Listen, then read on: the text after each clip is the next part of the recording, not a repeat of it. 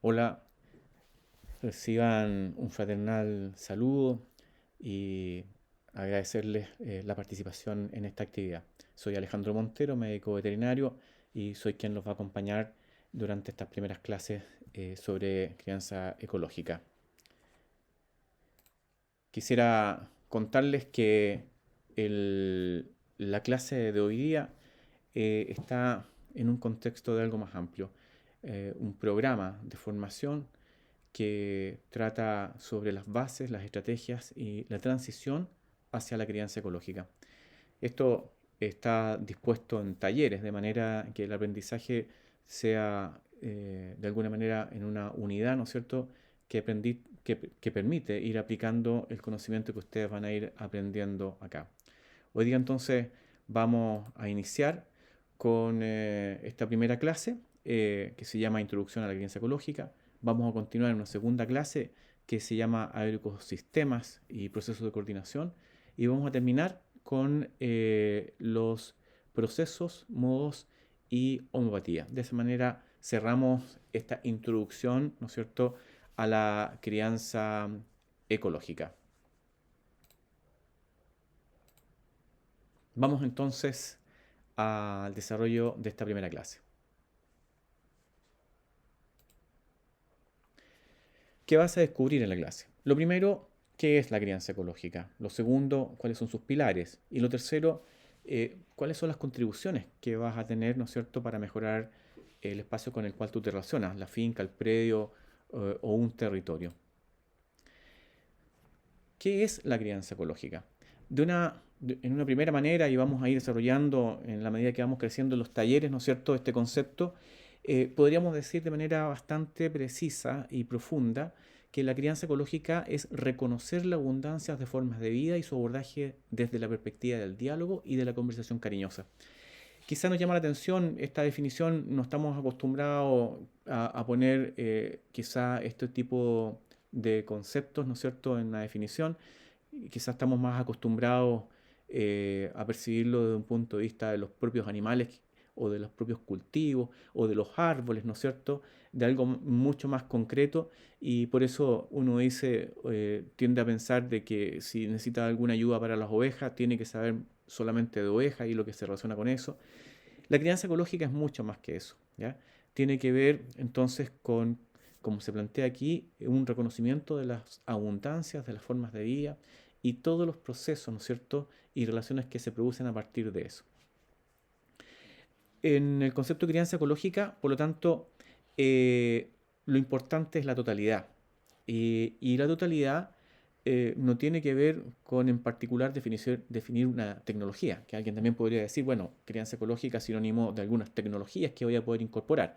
Y con eso estamos al otro lado. No es suficiente solamente incorporar el elemento tecnológico. Como tampoco es suficiente cuando uno incorpora un solo tipo de saber, como por ejemplo el saber académico, con todo el aprendizaje y la belleza que tiene el aprendizaje del saber académico. También hay otros tipos de saberes que son los saberes culturales y que son propios de las comunidades de pueblos originarios o los campesinos, ¿no es cierto? Y que también han desarrollado sus propios modos de aprendizaje y constituyen un saber cultural. Y por lo tanto, este diálogo de saberes también el que está incluido en la crianza ecológica. También decir que no es suficiente al mismo tiempo la ecología.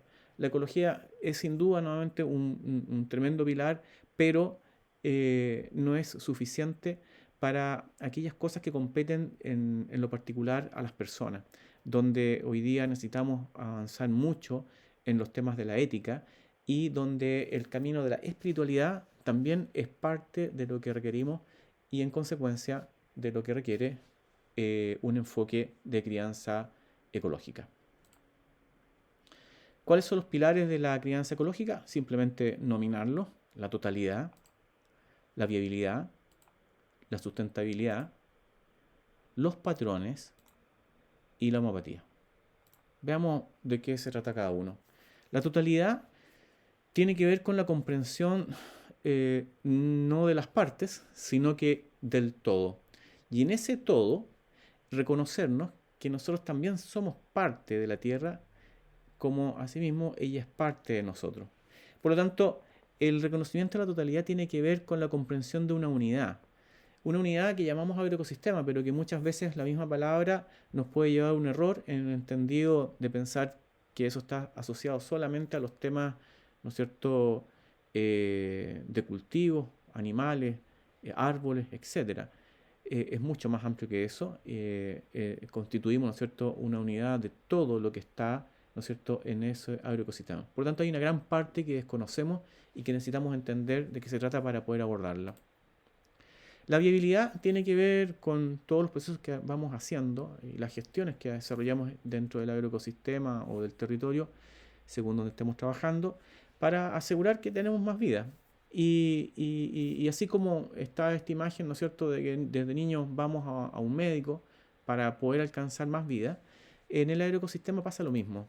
Y por lo tanto la pregunta es cómo ayudamos a eso. Tenemos, ¿no es cierto?, una cabeza que piensa, ¿no es cierto?, y que nos va orientando para obtener ciertos productos. Y hay una manera de organizar esos procesos productivos, ¿no es cierto?, para obtenerlos de la mejor manera. Y eso tiene que estar asociado también a los mismos procesos de aprendizaje que vamos desarrollando durante toda la actividad agrícola. Si uno lo mira así, uno diría, bueno, si todo eso lo hacemos bien, ¿no es cierto? Los criterios de crianza ecológica, los principios están claros y hacemos todo lo que tenemos que hacer, vamos a tener buenos productos.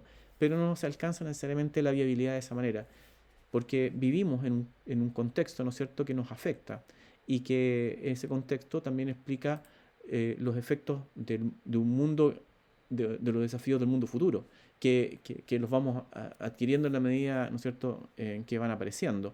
Y por lo tanto, los procesos de adaptación del agroecosistema son tremendamente importantes y explican esa viabilidad.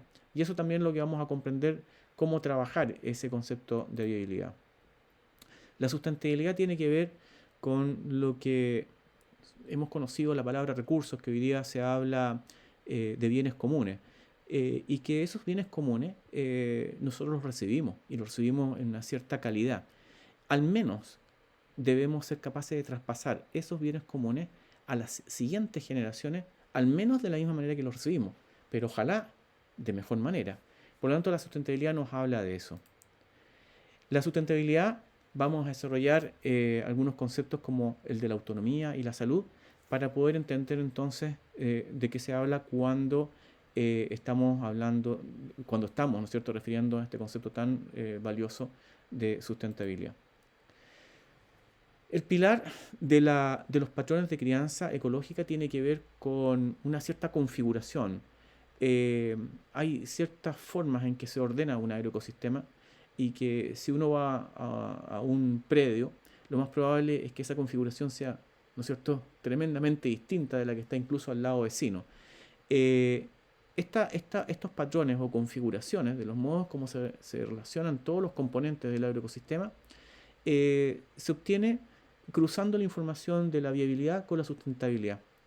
La viabilidad expresa una condición, la sustentabilidad expresa un resultado. Si los cruzamos, vamos a tener cuatro situaciones. La primera, en que la viabilidad está en íntima relación con la sustentabilidad. O sea, todo lo que se hace se obtiene de buena manera y los productos son sustentables. A eso le llamamos resiliencia. O sea, es lo que todo agroecosistema, todo predio, todo territorio aspira a tener resiliencia. Cuando lo que se hace, ¿no es cierto?, es aparentemente, o sea, está bien hecho y decimos, bueno, tiene viabilidad, sin embargo, no arroja los resultados que uno quisiera. La sustentabilidad no es la mejor y por lo tanto es una contradicción. ¿Cómo se produce eso? Vamos a explicarlo en su momento, pero eso se produce y es un cuadrante, ¿no es cierto?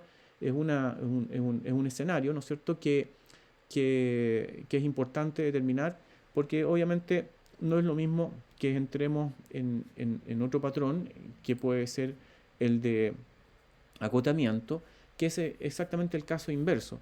Es cuando la viabilidad es baja, pero a pesar de eso se sigue obteniendo sustentabilidad. Y eso es porque no hemos comido los recursos. no hemos invertido nada y nos hemos comido todo prácticamente. Por lo tanto, claramente cuando eso aparece, estamos hablando de un predio que está en agotamiento. Y la crisis es cuando no hay, no hay relación, no hay relación. Todo lo que se hace no tiene ningún aporte, ¿no es cierto? Y la sustentabilidad no se logra justamente por eso, porque no hay intersección. Entonces, si miramos en una gráfica, nos da 4 posibilidades. Estas 4 posibilidades son tremendamente importantes para poder tomar decisiones, no solamente para diagnosticar, sino que también para escoger un buen remedio, o buenos remedios, o buenos modos, ¿no es cierto? Buenas tecnologías, todo lo que corresponda a mejorar esa situación. Y no solamente eso, sino que también, en este caso, al tener la estimación del cuadrante en que se encuentra un determinado predio, un determinado territorio, nos permite pronosticar cómo va a acontecer, ¿no es cierto?, lo que ahí está sucediendo. El último pilar es la homopatía. ¿Y qué es lo interesante de esto? Es que la homopatía cuenta con una serie de herramientas metodológicas que nos permiten estimar con mucha precisión el remedio que debemos dar.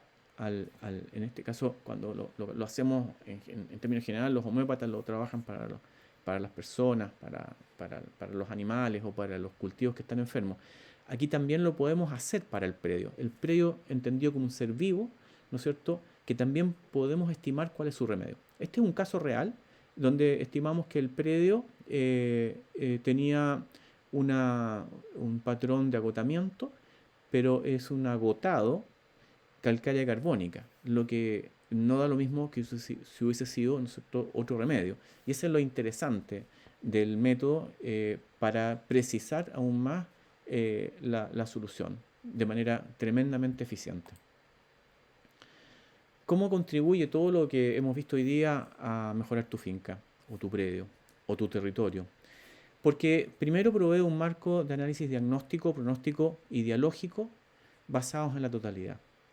Lo segundo es porque propone modos viables de relación con el territorio y sus agroecosistemas.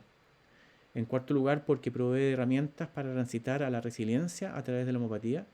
Y por último, porque propone caminos hacia la sustentabilidad. En resumen, podemos decir que en esta clase hemos aprendido que la crianza ecológica es un modo de relacionarse con el territorio y sus agroecosistemas, que la sustentabilidad requiere el traspaso generacional de bienes comunes que gocen de autonomía y salud, que los patrones de crianza ecológica proveen de un marco de análisis para la adecuada relación con el territorio y los agroecosistemas, y que la homopatía es un instrumento esencial para el desarrollo de la crianza ecológica. Aquí hemos finalizado los contenidos que nos interesaban para esta primera clase. Recuerda que esto es una introducción solamente. Lo importante es ahora que detengas el video y puedas responder estas 2 preguntas. ¿Qué has descubierto con esta clase? Trata de pensar en aquellas palabras que quizás desconocías, aquellas palabras que te iluminaron, aquellos conceptos que no tenías y que quizás también te ordenan de otra manera la mirada de tu predio. Y todas aquellas cosas quizás que te desordenan y que te replantean, quizás porque las conocías en un paradigma distinto. Luego que hayas hecho eso, anótalo y cómo piensas que lo puedes aplicar. ¿Qué cosas de lo que hoy día has escuchado podrían tener sentido para ti en su aplicación? Detén el video entonces y cuando hayas terminado lo vuelves a activar para continuar. Ahora que ya has aprendido, tienes que aplicar. Busca más información sobre la idea de criar. Te recomiendo que puedas revisar algunos textos que están muy disponibles en todas partes. En la internet puedes encontrar la carta del jefe Seattle, dirigida al presidente de los Estados Unidos en aquella época, una carta de profundo contenido ecológico. Y también que puedas nuevamente leer El Principito, y con eso es tremendo aporte a la idea de criar. En segundo lugar, identifica eh, cómo te vinculas hoy día a aquello que estamos llamando crianza ecológica. A ver qué elementos puedes reconocer. Lo tercero, en qué crees que te puede ayudar este enfoque. Y por último, qué dificultades crees que puedes tener para aplicar este enfoque. Finalmente, nos puedes escribir con estas preguntas que te hacemos. ¿Te gustó lo que aprendimos hoy? Deja un comentario sobre la clase y te gustaría ampliar este tema. Con esto entonces hemos concluido esta primera clase y te invitamos entonces a la segunda clase que tomará el tema de los agroecosistemas y los procesos de coordinación. Ha sido un gusto que hayamos podido compartir contigo estos aprendizajes y esperamos entonces tus reacciones y tu participación en el resto de las clases. Que tengas un hermoso día.